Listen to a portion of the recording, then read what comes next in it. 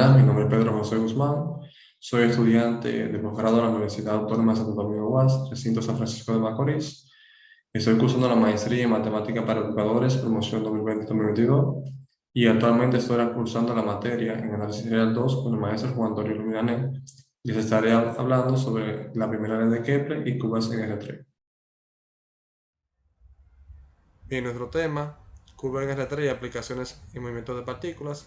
Aquí se dan varias aplicaciones como son un sistema planetario, un toro y una partícula en R3. Y se observan varias cosas como son la ecuación de la norma, la tangente, la aceleración total, fuerza gravitatoria y de curvatura. Bien, el contenido a tratar es 1. Objetivos.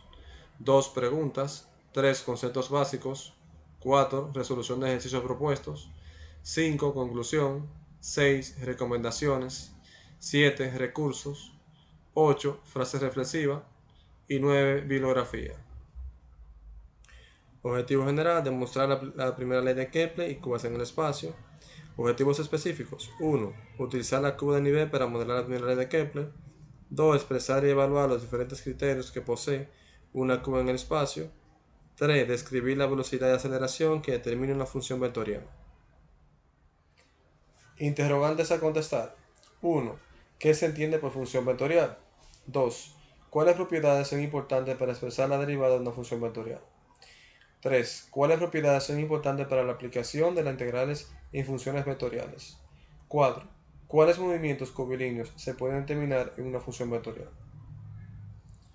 Pregunta número 1. ¿Qué se entiende por función vectorial? Primero, vamos a dar una definición básica que nos dice: una curva plana se define como un conjunto de pares ordenados f de t y g de t junto con sus ecuaciones paramétricas. En este caso, x que es igual a f de t y y que es igual a g de t. Luego de eso vamos a simplificar un ejemplo muy breve que es, por ejemplo, una función parabólica. Aquí se sea, por ejemplo, y igual a x cuadrado menos 2. Entonces, en este caso, para parametrizar esta función, lo que hacemos es tomar x igual t y y igual a t cuadrado menos 2. En este caso, lo que hemos hecho es, donde está la x, colocar t. Luego, tomando en cuenta la característica del par ordenado que nos establece aquí en la definición, pues entonces decimos que r de t es igual a f de t en y más g de t en j. Desde luego, como f de t representa la parte en x, pues lo que hemos hecho es colocar x por f de t. Y como y representa la parte en g de t, pues hemos colocado t cuadrado menos 2 en esta parte. Entonces aquí observamos entonces una pequeña simulación de cuando tenemos una función parametrizada desde menos 3 a 3 de una función, como observamos aquí, en forma de función vectorial. Entonces aquí observa usted en la imagen que de menos 3 a 3, ese es el vector posición. Aquí tenemos un punto y ese punto puede variar desde menos 3 hasta 3. ¿Cómo se observa aquí? El punto varía desde menos 3, que llega aquí, ese es el vector posición correspondiente a la función, de menos 3 y llega nuevamente, sube, aquí va a subir, hasta llegar hasta 3. En ese intervalo la función, en este caso parametrizada, tiene ese comportamiento. Bien, una curva en el espacio C no es más que una terna ordenada f de t, g de t y h de t, junto con su ecuación paramétrica, como se observa aquí, x, y, z. Entonces, definimos una función vectorial de la siguiente forma. Una función de la forma r de t igual a f de t y más g de t en j para un plano, o r de t que es igual a f de t en y más g de t en j y h de t en k para el espacio. Es una función vectorial donde las funciones componentes f, h y g son funciones paramétricas de t. Entonces, aquí observamos directamente que en r de t tenemos f de t y g de t, o que r de t está compuesta por tres componentes ya en el espacio. Y como se ve aquí hemos colocado como si fuera una elipse, algo ya inclinada, y ese vector posición indica directamente en tres dimensiones la característica de una función parametrizada, es decir, una función vectorial parametrizada. Segunda pregunta: ¿cuáles propiedades son importantes para expresar la derivada de una función vectorial? Primero tenemos que sea r de t una función en plano, donde f y g son funciones derivables de t. Entonces podemos establecer que la derivada sencillamente es derivar cada una de las funciones en el plano. Como en el número 2 tenemos entonces una función vectorial en el espacio y f y h son funciones derivables en t, entonces derivamos en el espacio igualmente como aprendimos en análisis real 1. Ahora, la propiedad es importante que debemos tomar en cuenta en las funciones vectoriales son estas. 1. La derivada, por ejemplo, de una constante por una función vectorial, sencillamente podemos tomar la constante aparte y derivar la función vectorial. Que tenemos la suma o la suma de diferencia de dos funciones vectoriales, sencillamente se derivan la suma de la diferencia normalmente. Si tenemos el producto, pues aplicamos derivada del producto de las dos funciones vectoriales. 4. Si tenemos el producto punto, en este caso, el producto punto SUA, claro está, aquí lo que aplicamos es aplicar el producto punto de la derivada de una más el producto punto de la derivada de la otra función r. Aquí tenemos el producto punto de r con la derivada de u y aquí tenemos el producto punto de r' con u. Si tenemos el producto punto de un producto cruz, entonces sería igual a r de t por el producto cruz que ahora está con la derivada de u más la derivada de r con producto cruz con u. Aquí tenemos entonces r, que representa una función compuesta por otra función vectorial. Aquí lo que aplicamos es la regla de la cadena, que aprendimos en análisis real 1. Y en el número 7 tenemos entonces que el producto punto de una función vectorial por ella misma da un escalar.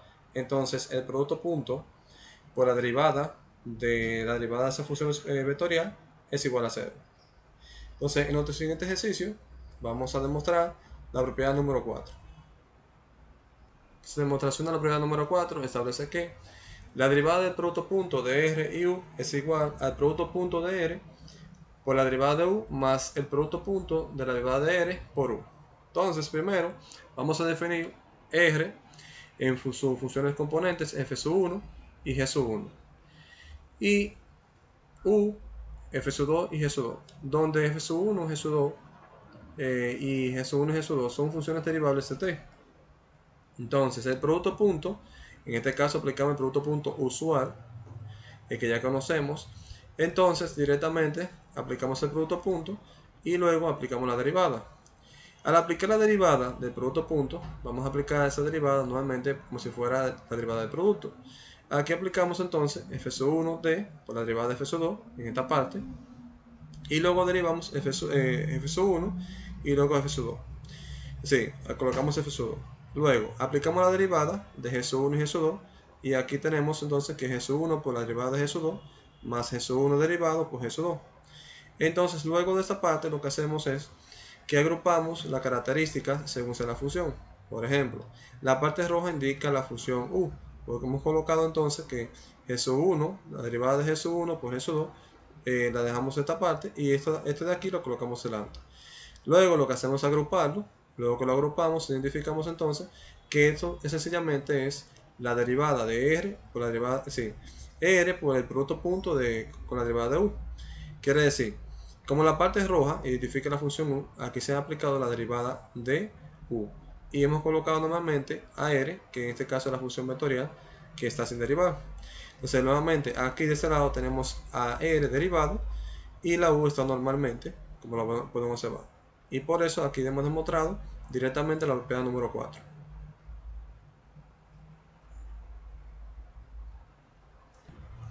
Nuestra tercera pregunta. ¿Cuáles propiedades son importantes para la aplicación de las integrales en funciones vectoriales? Definición de la integral de una función vectorial. Primero, R es una función vectorial donde f y g son continuas en un intervalo a, b. Entonces la integral indefinida o antederivada de R es la siguiente. En el plano, como todo representa un plano, sencillamente lo que hacemos es expresar las componentes f y g respecto a i y j y integramos normalmente. Si su integral está definida en ese intervalo en t, sí, de a hasta b, entonces sencillamente lo que hacemos es aplicar el integrando, que es una función vectorial, separamos y aplicamos la integral definida a cada uno de los integrandos correspondientes. En el caso de que sea una función vectorial en el espacio, sencillamente aplicamos lo mismo. Esas funciones deben estar definidas, el aro está en intervalo a, b, y luego lo que aplicamos es sencillamente lo mismo. Si está definida en ese intervalo, colocamos directamente cada uno de los elementos y aplicamos la integral definida en i, j, k correspondiente a la función vectorial. Cuarta pregunta, ¿cuáles movimientos curvilíneos se pueden determinar en una función vectorial? Bueno, aquí se damos en la gráfica algunos de los movimientos, como son la velocidad, el vector posición y la aceleración. ¿Cuáles son estos? Bueno, el vector posición se representa por R, que es una función vectorial. R, aquí hemos colocado, por ejemplo, con diferentes letras, X, y ese identifica el vector rojo. En este caso, el vector posición, como se ve aquí, representa la posición del punto que se está moviendo. El vector velocidad es el vector azul, como se ve ahí en la gráfica, hemos colocado una función para simular este movimiento. Y la velocidad sencillamente es la derivada del vector posición. El vector aceleración, en este caso está representado por el vector verde, que va hacia el centro del eje Z, en este caso, y es sencillamente la segunda derivada correspondiente al vector posición, con cada una de las componentes ya descritas. Y la rapidez no es más que la magnitud correspondiente al vector posición. Y aquí lo que hacemos es aplicar el cuadrado de la derivada de la componente en X y la derivada con respecto a Y al cuadrado también. Bien, entonces aquí vamos a dar un ejemplo para determinar la velocidad, aceleración y rapidez para el movimiento circular uniforme. Aquí, por ejemplo, tenemos una vector posición. En este caso podemos observar que A representa el radio correspondiente a esa circunferencia y W representa la velocidad angular correspondiente a la circunferencia. Entonces, eso para que me entiendan a nivel físico cómo se puede interpretar. Entonces, aquí lo que hemos buscado es la vector posición de la velocidad. Y en este caso, la velocidad, acuérdense que se hace aplicando la derivada del vector posición. Y entonces lo que hemos aplicado la derivada del coseno, que es negativo seno, WT, y la derivada del seno, que es coseno WT en J. Luego de esa parte, lo que aplicamos es, para encontrar la rapidez, es directamente aplicar la magnitud de ese vector posición de velocidad, es decir, la derivada, y luego aplicamos aquí, le damos al cuadrado. Luego que le damos al cuadrado, nos queda entonces que a cuadrado más w cuadrado, seno cuadrado de wt, más a cuadrado w cuadrado por el coseno cuadrado de wt. Nos queda entonces sacar el factor común y luego tenemos su identidad pitagórica aquí. Esta parte da 1. Y nos queda entonces que a cuadrado w cuadrado no es más que a por w. Que a representa el radio y w la velocidad angular. ¿Qué tiene? Vamos a decirlo así, ese movimiento. En el siguiente ejemplo vamos a obtener la función posición de un proyectil. Y en este caso vamos a comenzar a hablar sobre la parte de un vector de aceleración. Y en el libro Semantic de física que hemos colocado aquí en la bibliografía, podrá buscar la información que establece Galileo sobre la gravedad negativa. En este caso hemos representado como la gravedad negativa, entonces J representa la componente en Y, que viene siendo ya una característica propia que hemos colocado por las funciones vectoriales. Y aquí aplicamos entonces para encontrar el vector velocidad. Como aquí tenemos el vector aceleración, entonces el integrando será en este caso el vector aceleración. Al aplicar entonces la integral, ya hemos sustituido el integrando y aquí aplicamos la integral, entonces eso nos da negativo g, que representa la gravedad, tj más S1, que es la constante de integración. Luego de esto tenemos un punto inicial, ese que establece que en el tiempo cero tenemos una velocidad inicial versus 0. Para eso entonces evaluamos aquí en t y luego de eso a evaluar nos queda entonces que la velocidad inicial es igual a C1, entonces C1 es igual a la velocidad inicial para darle un orden. Entonces aquí hemos hecho la sustitución y desde luego entonces aplicamos el integrando de la velocidad para encontrar el vector posición. Luego que hemos colocado esa parte, el vector posición, es decir, el vector velocidad, aplicamos la integral nuevamente. Recordamos siempre que aquí esta partecita va en J. Si se dan cuenta, no hemos botado la componente en J. Desde luego tenemos entonces que encontrar el vector de posición y en ese entonces el tiempo 0 tenemos una altura sub 0. Aplicamos entonces la evaluación y tenemos entonces que la altura sub 0, C sub 2, que representa la constante, es igual a h sub 0. Pues entonces tenemos entonces que el vector de posición es igual a negativo medio de la gravedad, tiempo cuadrado j, más la velocidad inicial por t, más la altura inicial. Ahora, las componentes de vector velocidad inicial se representan de esta forma, entonces a partir de sus componentes. Y para encontrar las componentes, entonces tenemos que la magnitud de B sub 0 por el coseno de θ en I más la magnitud de B sub 0 por seno de θ que tenemos aquí. Luego, lo que hemos hecho es sustituir, donde tenemos el B sub 0, sustituirlo por esta característica de la componente de la velocidad inicial. Cuando la colocamos, hacemos un ajuste directamente para colocar las componentes en I y en J. Esta representa la componente en I. y esto representa entonces la componente en J. Muy bien, entonces vamos a hacer, aquí tenemos en GeoGebra, vamos a GeoGebra para poder observar cómo puede variar la característica de la proyección de un vector. Sí, para encontrar la posición, la altura, y podemos variar esta pequeña aplicación. Bien, ya estamos en GeoGebra y aquí podemos observar cómo la gráfica varía. Aquí tenemos una altura inicial de 5000, podemos variarla como deseamos, por ejemplo, si la queremos colocar una altura 0, si la queremos colocar una altura de 3000, una altura de 4000, y aquí lo hemos colocado desde 0 a 5000. La gravedad 9.8 porque la gravedad de la Tierra, aquí podemos observar cómo varía en el tiempo esa partícula F.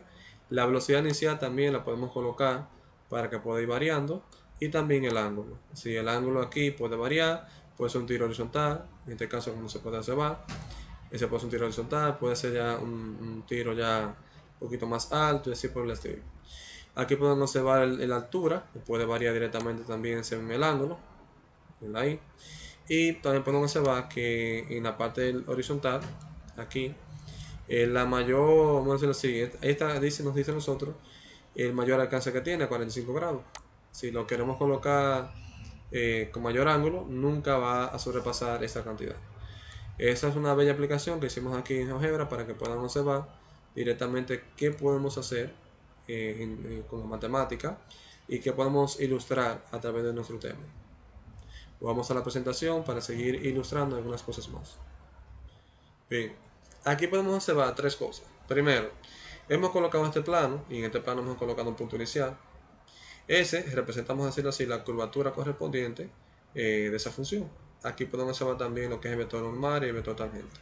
El vector tangente no es más directamente que el vector unitario de la velocidad, que es la derivada de la velocidad, es decir, que esto representa la velocidad por la magnitud de la derivada de la vector posición, que es velocidad.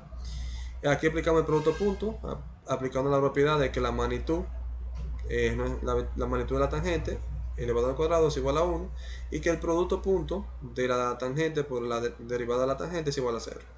De aquí entonces se puede observar que el vector normal no es más que la derivada de la tangente de la magnitud de la derivada de la tangente, que es el vector unitario normal. Y la longitud del arco, que no es más que tú tomar la magnitud de la velocidad, y esa expresión se expresa de esta manera. Entonces eso se le llama longitud del arco, y que en este caso tiene un intervalo definido. Curvatura. La curvatura es la magnitud de la tasa de cambio del vector tangente unitario correspondiente a la longitud del arco. Entonces podemos decir así, que esa línea azul que ustedes se van ahí, que es una recta, tiene curvatura 0. Pero aquí esta curva va, cuando va haciéndose la curva, una curva pequeña y una curvatura grande. ¿Qué quiere decir eso?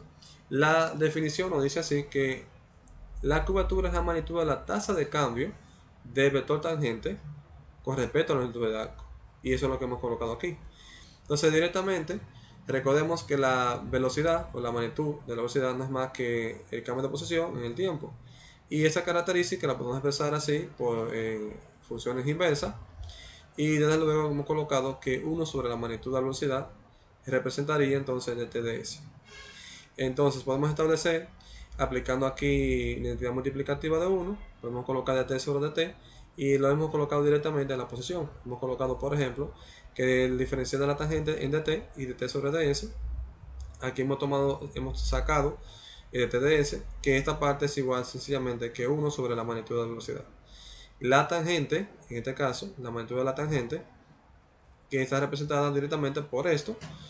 Y aquí nos queda entonces que la curvatura no es más que la magnitud de la derivada de la tangente entre la magnitud de la velocidad.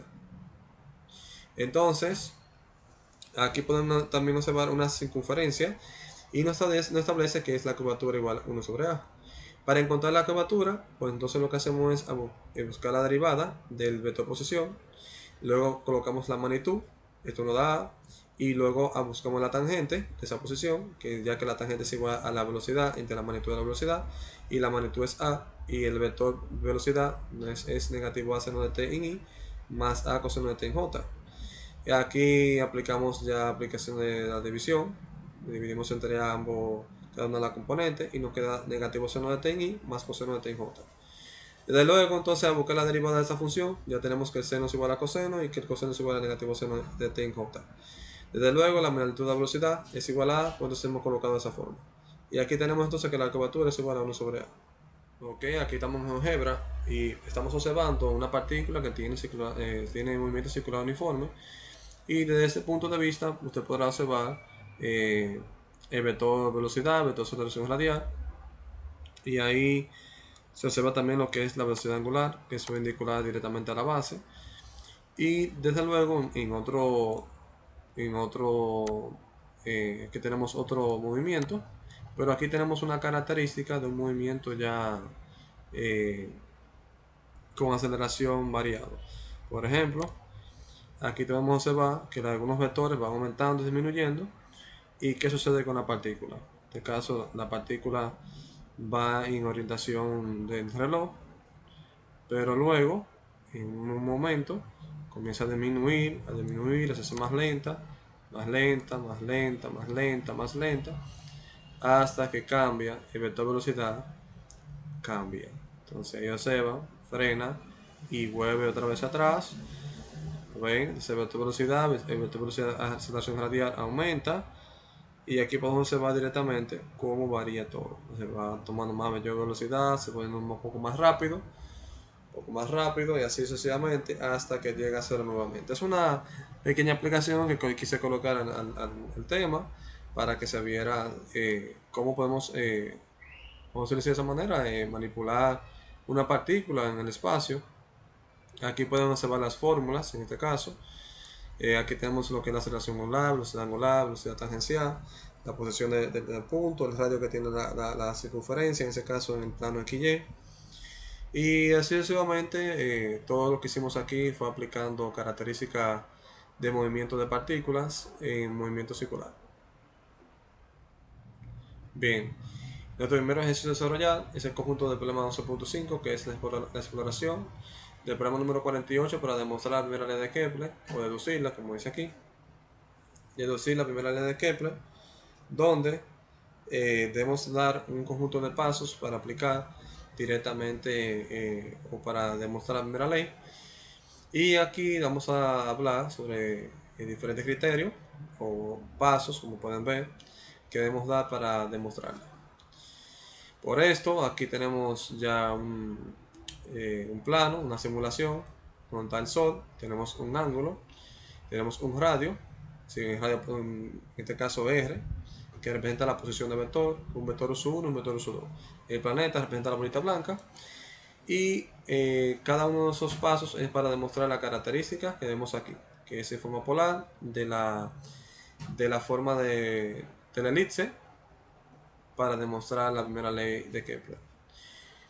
En los ejercicios 11.7 tenemos entonces que trabajar el ejercicio 59 y el ejercicio 61.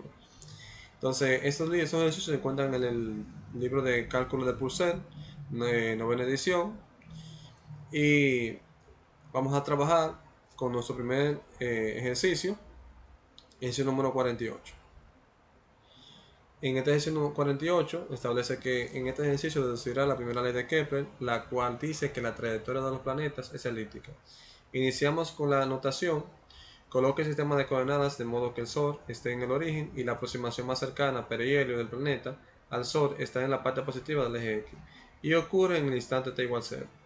Sea r de t el vector de posición y denótese como r de t igual a la magnitud de r, la distancia al Sol en interior t. Además, sea θ respecto a t el ángulo que el vector r hace con el eje X positivo en el instante t. Así, r de t y θt es la representación en coordenadas polares de la posición del planeta. Y sea U1 igual a r sobre r, que en este caso sería, sea U1 igual a r, donde r es igual a coseno de θi más seno de θj, y U2 es igual a negativo seno de θ y más coseno de θj. Los vectores U1 y U2 son vectores unitarios ortogonales que apuntan en la dirección en que aumenta r y θ, respectivamente. La figura 12 resume esta notación. Con frecuencia omitiremos el argumento t, pero tenga presente que r, θ, U1 y U2 son funciones de t. un apóstrofo indica derivación con respecto al tiempo t. Bien, en el apartado A nos dice que demostremos que el uso 1 derivado es igual a teta derivado por uso 2 y que el uso 2 derivado es igual a negativo teta derivado por uso 1. Recordemos siempre que r teta, uso 1 y uso 2 son funciones de t. Entonces aquí podemos expresar directamente lo que nos dice el problema, que uso 1 es igual a coseno de teta por i más seno de teta j, y uso 2 es igual a negativo seno de teta i más coseno de teta j. Aquí tomamos primero lo que es uso 1, aplicamos la derivada de la función, la derivada de coseno negativo seno de teta por teta prima. ¿Por qué teta prima? Porque recordemos que esas variables dependen de la función t. Y coseno de teta, que es la derivada del seno, y teta prima, que es la derivada de la función interna del coseno. Entonces directamente tomamos factor común, que es teta prima, nos queda esta expresión, y esa expresión no es más que igual a uso 2. ¿Ya ahí? Entonces uso 1 derivado es igual a teta prima por uso 2. Entonces esta es nuestra respuesta. Luego tomamos el uso 2 y aplicamos la derivada. Al aplicar la derivada nos queda entonces que la derivada del seno es negativo coseno de teta y la derivada del coseno es negativo seno de teta. Entonces luego tomamos factor común. Recuerda que derivamos como si fuera la cadena. Tomamos factor común, entonces nos queda negativo teta prima. Esta expresión es igual a uso 1 y por eso la sustituimos y esa es nuestra respuesta. Ahora bien, aquí nos dice que demuestre que los vectores velocidad y aceleración satisfacen esa condición. Ok. Primero debemos recordar que r de t, que es igual a r uso 1, en este caso lo que hacemos es, como r representa el radio del comportamiento que vamos a hacer, de la parte elíptica, lo que hacemos es multiplicar a r por uso 1. Entonces ese uso 1 recuerda que es igual a coseno de teta i más seno de teta j. Y lo hemos colocado aquí. Pero, ¿qué aplicamos en esta parte? La derivada del producto. Entonces aquí aplicamos que la derivada de la posición es igual a r' por uso 1 más r por uso 2 derivado. Desde luego, uso 1 derivado es igual a teta prima uso 2, lo hemos sustituido. Y esta partecita la colocamos ya fuera de paréntesis y desde luego ya hemos demostrado la parte que nos piden aquí. Ahora, para la velocidad, aplicamos la derivada de la velocidad y aquí aplicamos la derivada del producto. Como observan, aquí aplicamos la derivada del producto. Desde luego aquí también la aplicamos. Colocamos r, pero aquí tenemos tres valores, r, teta prima y uso 2. O sea, aquí derivamos teta prima, aquí derivamos al uso 2 y aquí derivamos a r. Desde luego, hacemos las varias sustituciones, como son por ejemplo que uso 2' es igual a negativo teta por uso 1. La colocamos aquí. También sustituimos que uso 1' es igual a teta prima por uso 2. Y desde luego lo que hacemos es la parte que está de rojo, lo colocamos unido y la parte que está en azul también unido. Luego sacamos factor común y nos queda como querían que demostráramos. Recuerden que la derivada de la velocidad es la aceleración. Por eso sustituimos aquí la aceleración. Esta es nuestra respuesta. Y recordemos que la aceleración es igual a la aceleración radial más la aceleración tangencial. Ok, entonces en el apartado C nos dice utiliza el hecho de que la única fuerza que actúa sobre el planeta es la gravedad del Sol para expresar A como un múltiplo de su 1 y luego explique cómo podemos concluir que. Entonces nos piden esta parte, yo he colocado aquí esta fórmula que establece la fuerza gravitatoria, donde G pertenece es la constante gravitacional, la M grande, la M mayúscula y la M minúscula representan la masa del Sol y otra pertenece a la masa del planeta que estamos trabajando, que en este caso es la Tierra, entre la índice al cuadrado. Entonces, aquí recordemos directamente que la segunda ley de Kepler establece que las áreas barridas son iguales sin importar dónde se encuentra en el caso del planeta. Es decir, de este punto a este punto, el planeta barre áreas iguales como si fuera entonces más cercano aquí.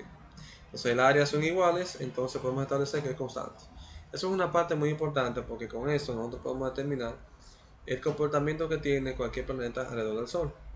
Entonces, aplicando la segunda ley de Newton, en este caso nos dice que es masa por aceleración. Aquí hemos llamado la sumatoria, si la sumatoria de fuerzas que establece en el caso del planeta y la gravedad del Sol, en este caso por ejemplo la E, Es negativa porque es de atracción, y esta de la I nos está representando a nosotros como la fuerza gravitatoria. Entonces, por eso, la aceleración tangencial es cero en este caso, y nos queda entonces que negativo la fuerza gravitatoria. Aquí lo que hacemos es eliminar las masas, en este caso la masa del planeta, y nos queda entonces que negativo g por m entre r cuadrado 2 1 es igual a A. Esa es la aceleración. Y en el capítulo anterior, en el capítulo B, nosotros demostramos entonces que la aceleración no es más que esta parte, donde esta es la radial y esta es la tangencial. Desde luego entonces lo que hemos hecho es organizar esta parte del lado izquierdo y esta por el lado derecho. Luego nos quedan los sistemas de ecuaciones diferenciales no lineales. Entonces en este caso observamos ya que esto va con esta parte y que esto es cero. Entonces nos quedan las respuestas que querían que se verificaran en este capítulo en la parte C. Entonces, como dije, son un sistema de ecuaciones diferenciales no lineales. Bien, en la capítulo D nos dice considere que R, si el producto cruz de R y R', que en el ejemplo número 8 mostrado que era un vector constante, digamos D, utiliza el resultado de la parte B para mostrar que D es igual a R cuadrado teta prima por K. Entonces, en este caso, lo que quieren demostrar en esta parte, yo le llamé D. Entonces, recordemos que R de T es igual a R por uso 1. Y de luego hemos colocado ya el criterio. Entonces aquí pues recuerde que cuando uno coloca la sustitución, en este caso coloqué R uso 1, se produjo cruz. Entonces esta partecita de aquí, recuerde que es más que la velocidad. Así lo que estamos haciendo es recordatorio. Desde luego aquí se aplica la propiedad distributiva con respecto al producto cruz. Y luego de esto, sabemos ya que esta partecita de aquí da 0, nos queda este criterio de aquí. Y nos viene quedando entonces que D es igual a R cuadrado por teta prima por el producto cruz de uso 1 por uso 2. Entonces, ¿qué representaría esta parte? K. K en este caso representaría la estructura del producto cruz entre estos dos vectores. Y ahí se demuestra directamente lo que quería demostrar en la capítulo D.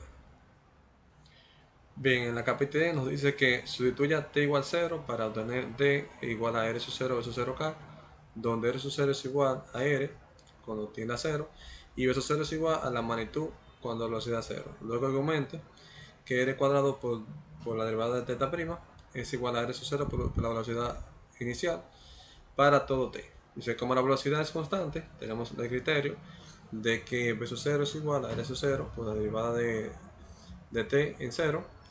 Y aquí lo que hacemos es despejar. Recordemos que la velocidad constante porque se entiende que el cuerpo también recorre áreas iguales y tiempos iguales. Es decir, son criterios de la segunda ley de Kepler. Entonces, luego de esto, lo que hacemos es recordar la parte que nos dice de que es igual a r cuadrado por teta prima 0 por k. Y lo que hacemos aquí, al despejar esta partecita, hemos colocado la sustitución. Recordando que D es igual a R sub 0 por 0 por K, la sustituimos de este lado. Y desde luego entonces tenemos que R cuadrado por teta prima por K. Aquí simplificamos directamente la K. Y nos queda entonces que R cuadrado por teta prima es igual a R sub 0 por 0 para todo T. Bien, en el apartado F nos dice que haga la sustitución Q es igual a R prima y utilice el resultado del apartado E para obtener la ecuación diferencial no lineal de primer orden en Q. Esta expresión lo que queremos verificar que se cumple. Entonces para eso recordemos que en el apartado C tenemos que la ecuación no lineal que fue la que expresamos, y debemos recordar que para una ecuación no lineal, una ecuación diferencial no lineal se representa a través de x, y primera derivada, segunda derivada, que es igual a 0. Entonces aquí expresamos directamente la sustitución que nos quiere pedir, en este caso que Q es igual a R'. Entonces aplicando el criterio de la segunda derivada, obtenemos que Q es igual a dQ sobre dr. Entonces en el apartado anterior nos decía que R cuadrado teta prima es igual a R sub 0 versus 0 para todo T. Aquí despejamos la derivada con respecto a T, a teta. Luego en este caso, luego lo que hacemos es la sustitución, donde teta prima es igual a R sub 0 versus 0 entre R cuadrado. La sustitución de R, la segunda derivada con respecto a R, la colocamos y esta parte queda igual. Desde luego aquí le damos al cuadrado, simplificamos la expresión y colocamos entonces los signos correspondientes. Y esta es la respuesta que estamos ya comprobando según lo que nos pedía en la capítulo F. Ok, en la capita G nos dice que integre con respecto a R a ambos lados de la ecuación anterior y utilice una condición inicial para obtener lo siguiente. Entonces en la otra parte obtuvimos esta parte y aquí lo que hacemos es integrar a ambos lados con respecto, claro, aquí con respecto a R. Aquí tenemos un diferencial de Q. Aquí aplicamos entonces la característica, reescribimos R al cubo y R cuadrado, aplicamos entonces la integración. Desde luego, cuando aplicamos la integración, entonces multiplicamos por 2, como podemos observar aquí tenemos un 2, multiplicamos por 2, agregamos a la constante y luego de esto ya hemos organizado los detalles, que si la parte negativa la hemos colocado abajo, si ya hemos simplificado directamente los exponentes negativos y recordemos que como estamos partiendo de una parte inicial, sin algo inicial, cuando t vale 0, tenemos entonces que la velocidad vale 0 y también q vale 0. Porque acuérdense que nosotros trazamos, en este caso, que q, eh, para que la ecuación diferencial no lineal, hicimos una sustitución que q es igual a r'. Entonces, cuando t vale 0, entonces tenemos que cuando t vale 0, entonces tenemos un punto inicial llamado r sub 0. Entonces hacemos la sustitución. En este caso hacemos los criterios, como t vale 0, hacemos la sustitución y decimos entonces que c es igual a la velocidad inicial al cuadrado menos 2 veces la constante de gravitación por la masa del Sol entre r sub 0. Entonces hacemos la sustitución, desde luego hacemos un ajuste aquí. En este caso lo que hacemos es falta para agrupar términos que sean semejantes y desde luego entonces demostramos lo que aquí queremos, lo que nos pedían. A partir ya de los criterios, aplicando en la integración y tenemos lo que deseamos, haciendo los ajustes y entendiendo un poco la parte de lo que nos piden. Bien, en la capita H nos dice que sustituya P igual a 1 sobre R en la ecuación anterior para obtener lo siguiente. Pero recordemos entonces que para poder hacer una sustitución debemos tomar en cuenta los diferenciales que tiene la ecuación diferencial no lineal. Entonces aquí lo que hacemos es despejar la R, aplicamos la derivada, así que aquí reescribimos, luego aplicamos la derivada con respecto a R y luego aplica la derivada nos damos cuenta que eso es igual a negativo P' ante P cuadrado. Entonces como Q es igual a R', recordemos esta parte que se había trabajado anteriormente, se eleva al cuadrado y aquí tenemos entonces que elevar al cuadrado esta parte que es la R', que es lo que hemos hecho aquí, es igual entonces a P' al cuadrado entre P a la 4. Entonces, esta es la ecuación diferencial que tenemos. En este caso, primero vamos a dividir a G, esta parte donde dice G es el criterio de la capita G, por R cuadrado de teta prima al cuadrado, que es lo que hemos hecho aquí, dividir a todo el mundo. Luego recordemos que R cuadrado teta prima es igual a R sub 0 versus 0.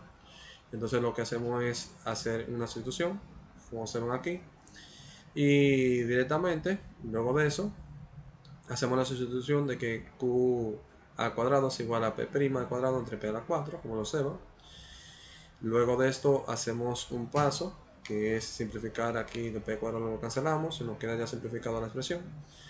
Y luego, sencillamente colocamos la respuesta, ya como nos queda aquí. Como ustedes pueden ver, sencillamente eso es una pequeña sustitución que se hace y algo un poquito algebraico para expresar diferentes formas la ecuación diferencial. Bien, en la capita A dice muestre que esta expresión es posible. Entonces, en la capita anterior tenemos esta parte que se verificó. Entonces, ¿qué podemos hacer? Bueno, primero recordemos lo siguiente. Recordemos que en el inicio del ejercicio decía que R, teta, uso 1 y uso 2 son variables que dependen de t. Entonces, ¿qué es lo primero que hacemos aquí? Bueno, expresar cada una de esas expresiones a partir de t. Por ejemplo, aquí el criterio de teta, esta parte cuadrática, esta también, de p, el diferencial de p de t, lo expresamos aquí, y aquí tenemos que teta prima es igual a de teta sobre t. Entonces, esta expresión lo que hemos hecho es, como está al cuadrado, la unimos. Luego, lo que se ha realizado es dividir entre r sub 0 cuadrado y b 0 cuadrado, como se observa, y hemos eliminado los diferenciales de teta, ya que son igual al denominador. Desde luego entonces hemos expresado aquí la parte, si hemos reducido, en este caso, ya que la P vale 1 sobre R, entonces L es 0 cuadrado, es igual a P sub 0 al cuadrado, ya que P es igual a 1 sobre R. Y lo mismo hecho aquí, hemos cancelado esta parte de aquí y hemos colocado un P sub 0 al cuadrado. Luego de esto, lo que hemos hecho es aplicar propiedad distributiva. Y luego de la propiedad distributiva tenemos lo siguiente. Hemos agrupado los términos correspondientes. Y aquí a agrupar los términos, en este caso tenemos los P de un lado, es decir, P cuadrado y P de un lado. Hemos sacado factor común, nos queda esta parte negativa.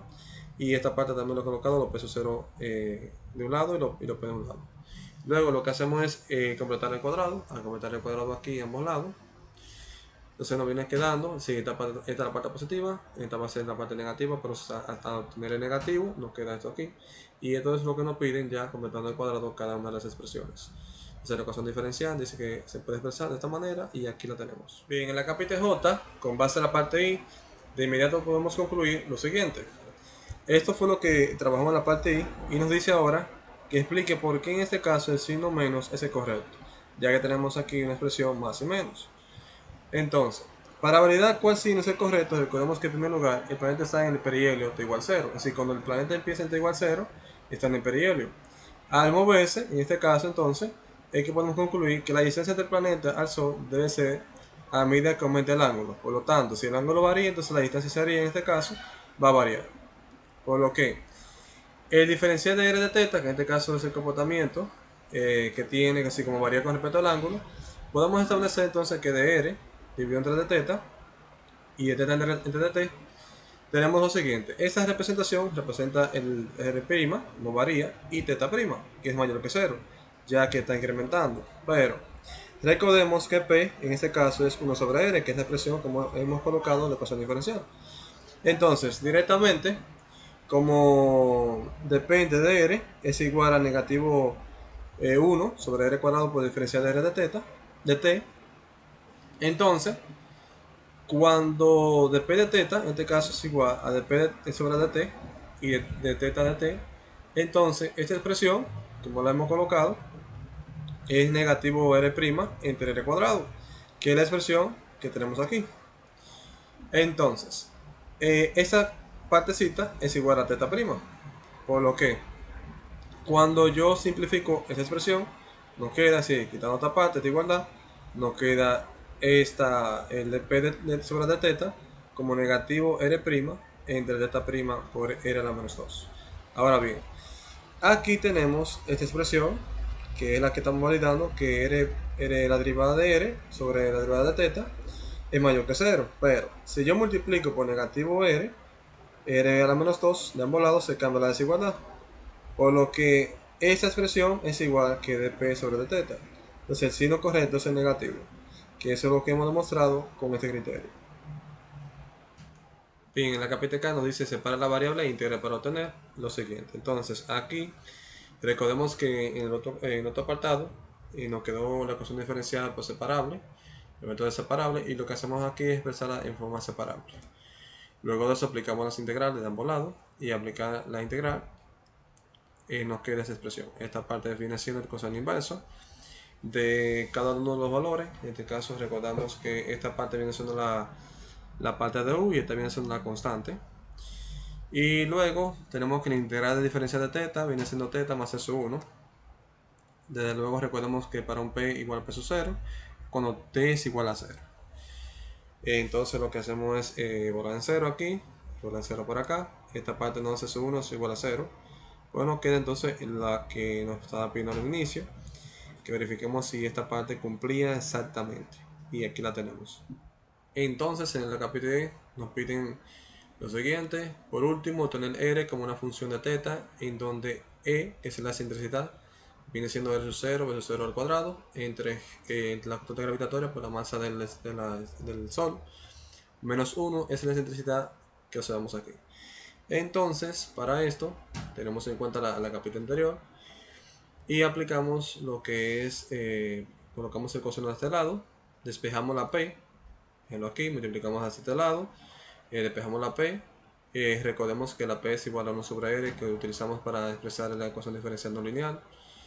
Luego hacemos todas las sustituciones para que estemos claros. Por ejemplo, aquí tenemos p sub 0, pues será 1 sobre r sub 0, la p es 1 sobre r. Aquí pues 0 al cuadrado, entonces queda 1 sobre 0 al cuadrado, como teniendo pendiente el cuadrado que tiene. Y así sucesivamente también expresamos esta parte de aquí. Entonces, luego de esto, colocamos R despejado. En esta parte colocamos multiplicando para acá, simplificando cruzado, es decir, partiendo por una esta parte. Luego que tenemos esto ya más ajustados, entonces lo que hacemos es que dividimos entre esta expresión. Y ya aquí nos va quedando lo que nos está diciendo el título, lo que nos está pidiendo. Observamos que directamente lo que hacemos es sumar 1 para acá. Entonces directamente nos queda la sustitución correctamente. Quiere decir que el R sub 0 versus 0 cuadrado entre la constante gravitatoria por la masa del Sol viene siendo E más 1. Por eso se sustituye aquí E más 1. Y en la parte que tenemos aquí ya tenemos definido que eso es igual a E. Si esto es una E. Y el coseno de teta, que lo tenemos aquí, más 1. Entonces esta es la forma que se expresa o que nos establece nosotros en forma elíptica para poder trabajar con las leyes de Kepler.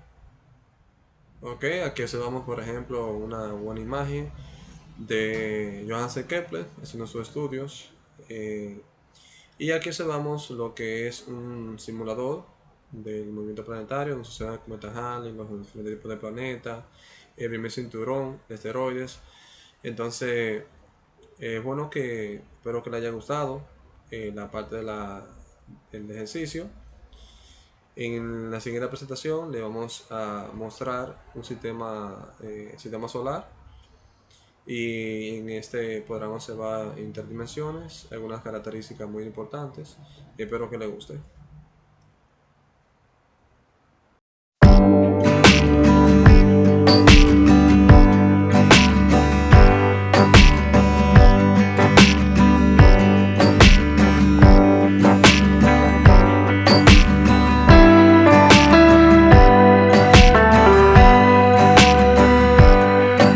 Que hemos descrito la imagen anteriormente. Aquí estamos en el programa de GeoGebra. Y este sistema solar, como pueden observar, aquí hemos diseñado totalmente cada una de las ecuaciones. Hemos diseñado también las características de cada uno de los planetas, puntos específicos para que se parezcan asteroides. Aquí están todas las ecuaciones ya expresadas. Cada una tiene su movimiento, cada una tiene su nombre. Espero que les guste y que esta experiencia les sirva para seguir aprendiendo más sobre este tema. Aquí podemos retirar para que se vea un poquito más real cada uno de los planos, y así se observa el sistema. Así se ve el sistema. Vamos a rodar, se lo crea un poquito más rápido, y así se observa el sistema. Como pueden ver, si lo queremos ya ver en características de dimensiones, simplemente le damos aquí y ahí está. Aquí ya lo vemos en doble perspectiva. Muchas gracias por ver este video y ver ese problema. Sí, esta belleza que hicimos en el programa de GeoGebra.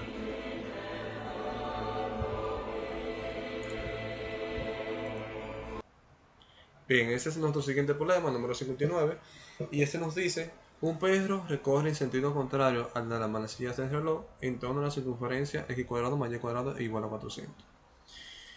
Las distancias se miden en pies, según este problema. En el punto negativo 12,16 corre a 10 pies por segundo y acelera a 5 pies por segundo. Expresa su aceleración A en el punto, primero en términos de la tangente y en la normal, y luego en términos de IJ. Ok, entonces empecemos. Aquí tomamos los datos que nos dan aquí. Este es el punto negativo 12,16, este es el punto de la velocidad y este es el punto de la aceleración. Pues entonces, como tenemos una ecuación x cuadrado más y cuadrado igual a 400, esta ecuación nos refleja a nosotros varios datos.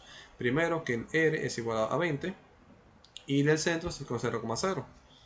Entonces la curvatura, como bien lo demostrado anteriormente, es igual a 1 sobre R, que en este caso es 1 sobre 20.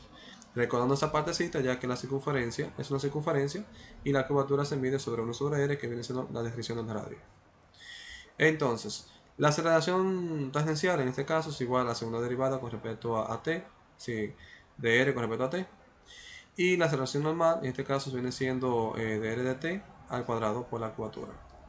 Entonces decimos que ya el dato que nos da a nosotros es que la aceleración es 5 y aquí tenemos el 10, que es la velocidad, ya que d de t representa la velocidad, y 1 sobre 20, que es la curvatura, aplicando la fórmula. Y aquí tenemos los datos, y recordando entonces que la aceleración total depende de la aceleración tangencial por la tangente, más la aceleración normal por la normal.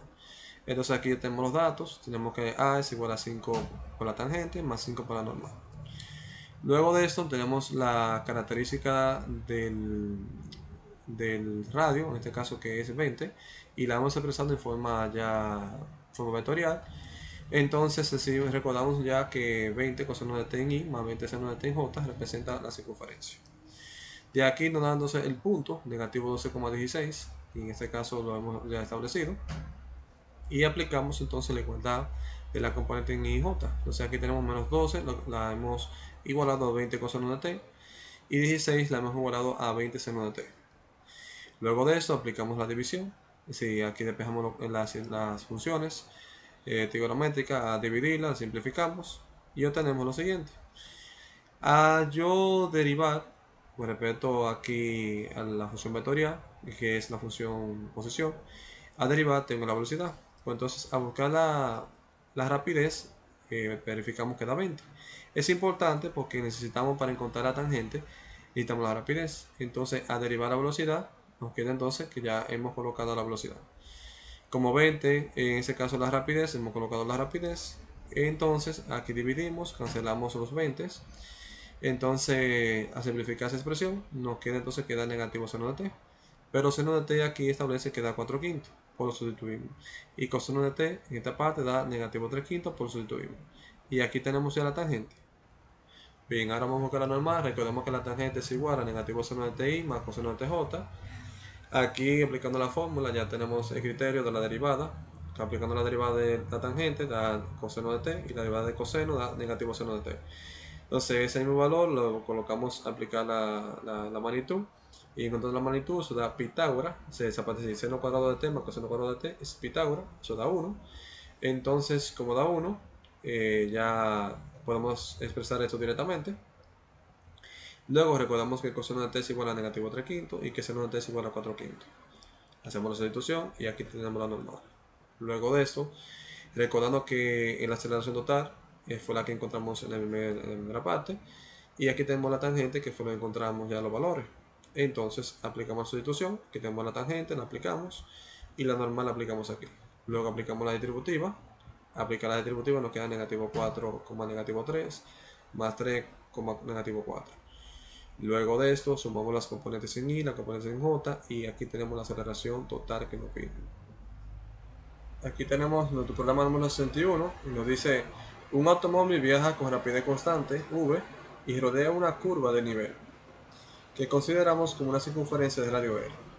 Si el automóvil evita el deslizamiento hacia afuera, la fuerza de fricción horizontal F ejercida por el camino sobre los neumáticos debe por lo menos equilibrar la fuerza centrífuga que lo jala hacia afuera.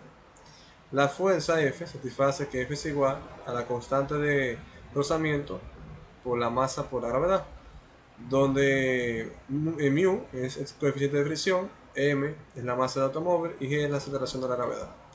Así, podemos establecer que en este caso la fricción, es decir, la fuerza de fricción en este caso es mayor que la masa por velocidad al cuadrado sobre el radio. Demuestre que la velocidad radial, la rapidez límite, después de la cual ocurre el derrampe, satisface lo siguiente. Y use eso para determinar la velocidad radial para una curva con radio igual a 400 pies, mu igual a 0.4, y use la gravedad 32 pies por segundo por segundo. Bien, la solución. Haciendo el equilibrio que nos pide en este caso, que dice que la fuerza de fricción es igual a la fuerza centrífuga, entonces podemos establecer la igualdad. Aquí decimos entonces que la fuerza de fricción, lo establece en esta parte, es igual a mu por la masa por la gravedad. y establece que la fuerza centrífuga, que es al centro en este caso, nos dice que es igual a la masa por la velocidad radial al cuadrado sobre r. Entonces podemos establecer que eliminando las masas, nos queda entonces que multiplicando r para acá, que la velocidad radial al cuadrado es igual a μ por la gravedad por el radio. Entonces aplicamos aquí lo que es la raíz cuadrada y luego sustituimos los valores, que en este caso es lo que nos están pidiendo, 0.4, 32 y 400. Luego de esto, multiplicando esa expresión, nos queda en la raíz de 5120 y desde luego la raíz de 5120 nos queda aproximadamente 71.55 pies por segundo. Y esta es la solución de nuestro problema. Bien, en conjunto de solución, bien, aquí observamos que nuestro libro y detrás, en el conjunto del problema 11.7, hemos colocado la solución del problema 59 y el problema 61. Aquí verificamos las respuestas que nos coinciden igual como trabajamos en nuestra presentación. Y espero que verifiquen si necesitan hacer algún estudio más sobre ese problema. Pueden buscar en el libro. Conclusiones. En relación a los ejercicios resueltos, se presentan las siguientes conclusiones. 1. Tener pendiente el tipo de movimiento que experimenta la partícula. 2. Relacionar cada elemento que experimenta la partícula según el movimiento previsto. 3.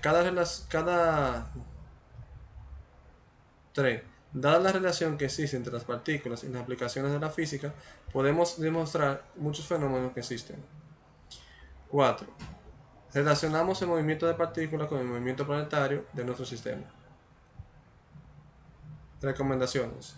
1. Estudiar las parametrizaciones de funciones. 2. Estudiar la forma polar de una ecuación matemática.